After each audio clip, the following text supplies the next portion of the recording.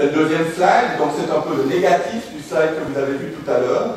Aujourd'hui, on a dans la plaine, si on voit comment le développement s'est fait, une grande ville, la ville de Sion, 30 000 habitants. Et puis, il y a un deuxième centre qui s'est dessiné dans la plaine. Alors aujourd'hui, il est encore un peu diffus. C'est les 3 villages d'Ardon, Métro-Comté.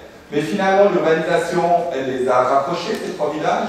Et ce territoire urbanisé, légalisé, il fait à peu près la même surface que la ville de Sion. Et puis après, il y a les pôles qu'on a qualifiés de secondaires, qui sont les villages principaux des communes de Coteau, Erde, pour la commune de Comté, Saint-Germain, pour la commune de Savièse, enfin plus exactement l'ensemble Roumain-Saint-Germain, Grimizua, pour les communes d'Arba, d'Ayen et de Grimizua, qui est un peu le centre qui sert en fait de porte d'entrée dans l'agglomération pour tout ce secteur, Évé, sur la rive gauche, qui sert aussi un peu de porte d'entrée dans le Val d'Airain.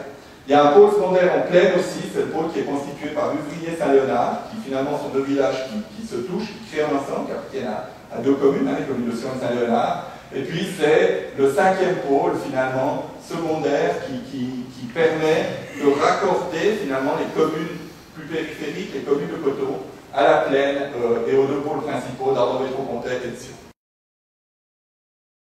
Les cartes que vous voyez ici, la carte que vous voyez ici, elle présente grosso modo les zones constructibles selon les plans de zone en vigueur actuellement. Donc la première mesure, elle part du principe que actuellement on a des zones à bâtir en suffisance. Sur le périmètre de l'agglomération, on a à peu près 700 hectares de zones constructibles non utilisées, donc c'est une réserve qui n'est pas négligeable. Cette réserve elle est suffisante pour garantir le développement selon les objectifs qui ont été fixés de 95 000 habitants, 50 000 emplois. D'ici 15 ou 20 ans, on a largement de quoi se développer dans ce périmètre-là. Donc la première mesure, c'est de définir ces secteurs d'urbanisation qui sont ici en couleur, avec lesquels on va devoir travailler pendant ces 15 prochaines années. La deuxième mesure, c'est justement une mesure qui vise à peut-être augmenter l'utilisation de certaines zones. Donc ce que vous voyez en rouge foncé, ce sont les zones centrales, un petit peu les pôles de développement, qu'on appelle des secteurs compacts de densification. C'est des zones qui sont situées à des endroits stratégiques, elles sont très bien desservies par les transports publics, elles sont situées au centre naturel des villages ou des villes, elles sont accessibles, elles ont déjà de la mixité, des commerces, des emplois, on va les renforcer. La troisième mesure que vous voyez ici avec les couleurs bleues ou violettes, elle concerne les zones industrielles.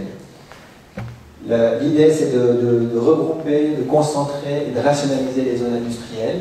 La dernière mesure principale, vous voyez ici en vert, en H sur vert, c'est une mesure qu'on a appelée priorité paysagère. Dans certains secteurs urbanisés de l'agglomération, on est dans des zones vraiment très sensibles d'un point de vue paysage, sans supprimer les zones constructives, sans démolir les constructions. C'est l'idée d'améliorer l'intégration de ces constructions dans le paysage.